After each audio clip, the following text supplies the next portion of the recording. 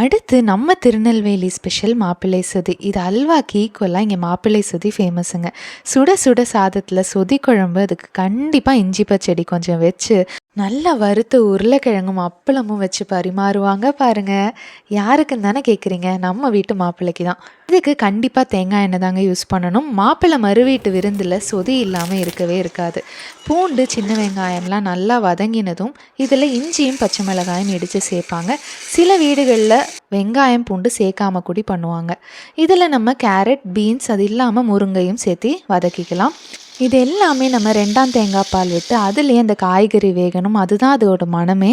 காய்கறியெல்லாம் நல்லா வெந்ததும் வேக வச்சு மசிச்ச பாசிப்பருப்பையும் சேர்த்து நல்லா கலந்து விட்டுக்கலாம். கடைசியாக திக்கான தேங்காய் பாலும் கொஞ்சமாக லெமன் ஜூஸும் விட்டு இறக்கிடுங்க.